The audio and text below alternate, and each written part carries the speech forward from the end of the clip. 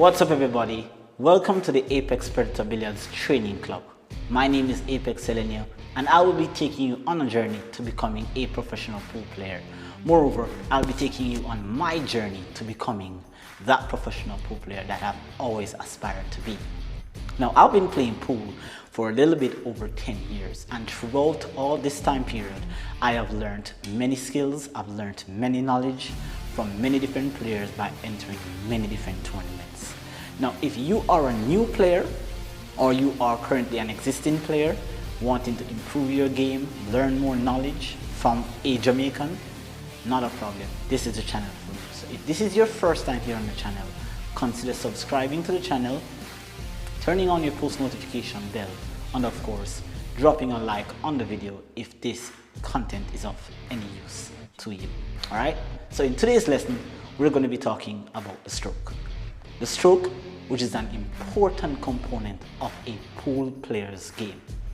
The stroke consists of many components, and the components are what we're going to be going through in today's lesson. So let's begin this journey.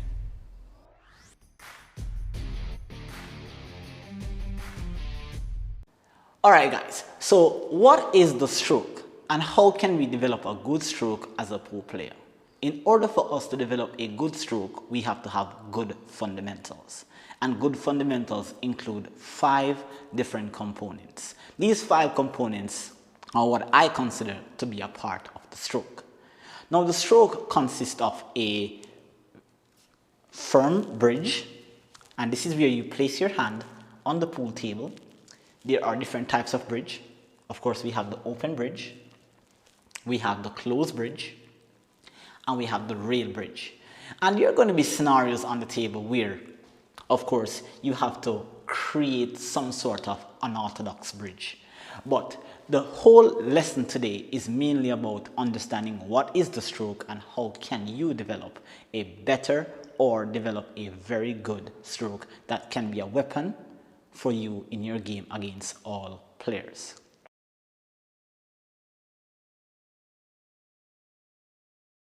The bridge is the very first thing that I really want to talk about, and I don't want to spend a lot of time talking about the stroke, about the bridge, my apologies. So the bridge is where you place your hand on the table and it needs to be very stable. It cannot be wobbly, it cannot be to the side, it cannot be standing on your fingers like this. It has to be firmly placed on the table, whether you're using the open bridge or the closed bridge. And so the bridge is that section of your hand where you place the cue stick so that the cue stick can go through smoothly, back and forward. There are going to be videos in the future where I'm going to be talking a little bit about the bridge, the breakdown, how these bridges are made, and when they are used. But for now, number 1 component is the bridge.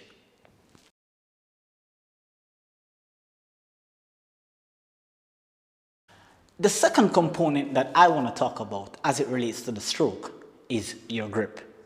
Your grip also is a very important component. And so as a pool player, we are advised that we should have somewhat of a loose grip or moderately loose grip. We should not hold the cue in such a way that we are choking the cue. The cue needs freedom so that it can go back and forward freely. We should not have our arms around the cue that makes the cue seem as if it's being strangled. It has to have that freedom to go back and forth like a natural pendulum. Now, there are different kind of players that will use different ways of holding the cue. Some players will hold the cue with 3 fingers, letting 1 finger to the side like this. There are other players that will hold the cue really loosely, but at the same time, it seems as if they're holding the entire cue with their hand, but in fact, it's only been held with 3, and one of the fingers here is a bit loose. Like I said, the grip is your own way of holding the cue, but important element is that the grip should not be tight. There are going to be cases where upon impact with the cue ball accelerating through, you may have to tighten the cue a little bit so that the cue does not fall out of your hand. However, the main aim is to make sure that your grip is loose or moderately loose.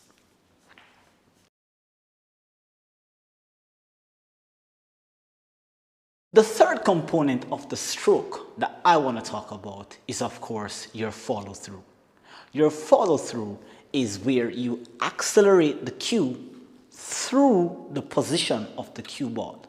Wherever the cue ball is, then your job is to ensure that upon impact, the cue stick does not stop where the position of the cue is. For example, if I'm to play this one ball straight into the pocket, then I always want some sort of extension through the cue ball. So the cue ball's position is here. I want my follow through to be about 4 to 6 inches, or give or take, you just want to make sure that it's about 2 or 3 inches away from the original spot from the cue ball. This is exactly how you want to do it. Now, what does the follow through do? Why is it necessary? The follow through is necessary because that's what gives you the rotation on the cue ball. Hitting the cue ball on the low or hitting the cue ball high gives forward rotation or backwards rotation. And depending on how much rotation you want, depending on how far the object ball is away from the cue ball, then that will determine how much follow through you give. But at all times, or if not most times, you need to make sure that there is going to be a follow through.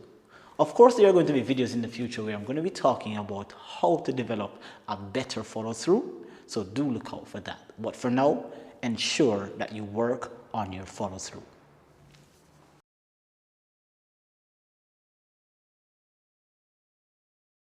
Another component of the stroke that I want to talk about is, of course, keeping your head down after every shot. Now, there is not a time frame in which you should keep your head down, but in fact, I recommend that you should keep your head down for at least 2 to 3 seconds after each shot. Now, does keeping your head down allow you to have a better stroke? No. Does keeping your head down ensure that the shot is always going to go into the pocket? No.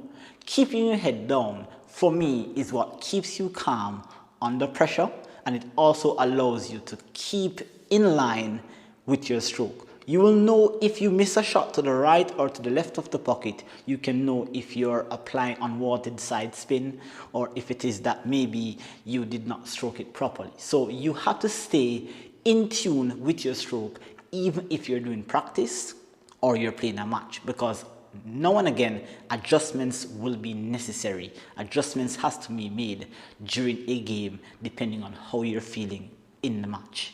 So very important, guys, that you keep your head down after every shot, approximately 2 to 3 seconds.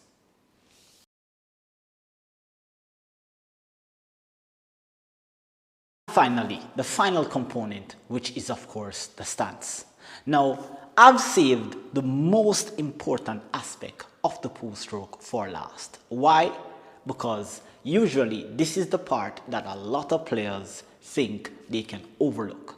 The stance is what allows everything else to work. The grip, the follow through, keeping the head down, keeping still, all these things are exactly what will work only if you have a stable stance. Now, I'm going to go around this side here and just kind of do a little bit of demonstration for you as to how the stance is made. All right, so the stance, of course, is what I refer to as the most, or should be the most stable part of your stroke.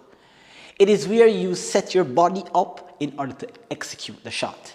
Now, for you to understand a little bit more about the stroke, or to understand a little bit more about the stance, my apologies, is to understand that in your mind as a pool player, all shots are straight, whether it be a cut shot or whether it be just a regular straight in shot.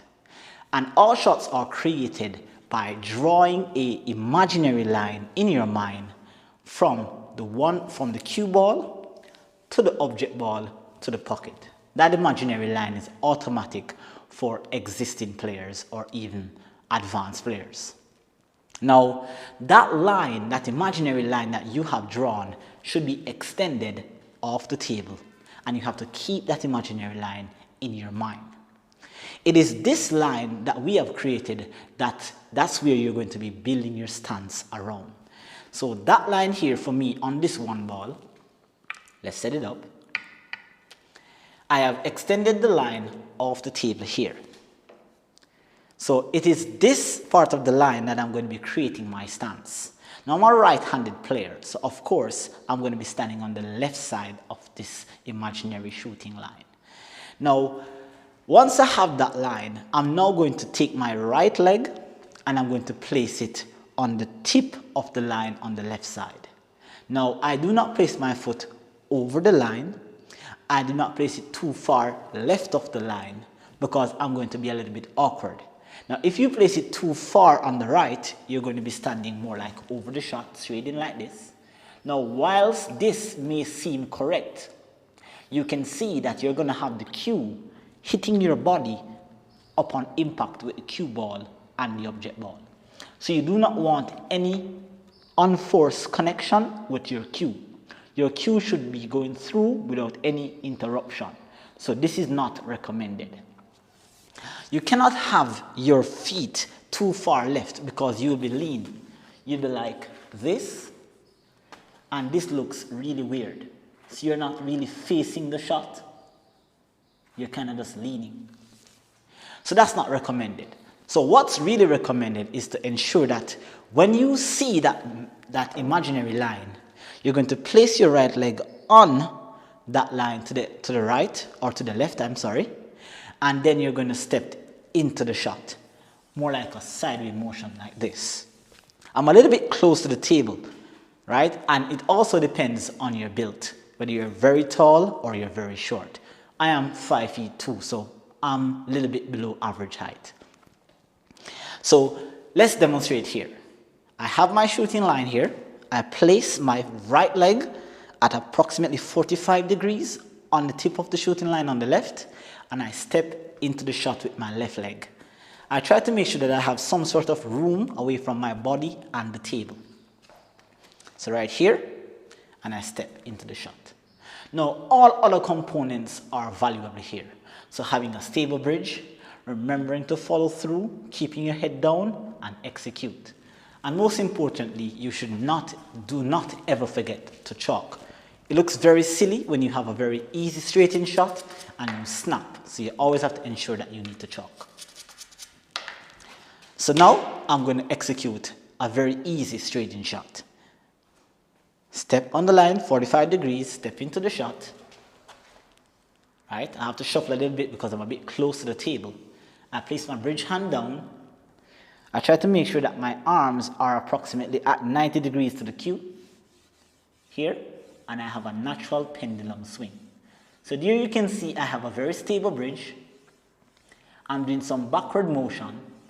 This is called my back swing. That's called my forward swing. Back swing, forward swing. This is what I use to check to see if I'm hitting the cue ball where I really want to hit it. Okay? So we're going to be talking about different aspects of the stroke, such as the back swing and the forward swing, what length should it be, what speed should it be, and all that kind of stuff. But for now, we just want to know what are the main components of the stroke. So now here I have back swing here, and I extend. There you can see that wherever the cue ball was, I've extended my cue past that position. And this is the same thing for all shots. So it doesn't matter if the shot is very easy, like what I just did, or it's a very long shot, somewhat of a long shot, maybe a straight-in shot for the 6. Hopefully I do not miss. I won't miss. And I have this 6, I build my stance, and I extend my cue through the position of the cue ball. Alright? So pretty much that's what you need to know about the stroke. The stroke has these 5 components. You need to spend some time on the table looking at these elements, working on them. whether you're a new player. Now, if you're an advanced player or an intermediate player, more than likely, most of these things will be automatic. But maybe there are flaws in your stroke which you need to work on. And of course, I'm going to be having a video based on a stroke drill that I used to do many years ago when I wanted to develop a better stroke. Now guys, if this is your first time here on the channel, of course, feel free to subscribe to the channel, turn on your post notification bell, drop a like if any of this information was of value to you. Work on your game and become a better pool player. Thank you for joining Apex Predator Billiards. I'll see you in lesson number 2.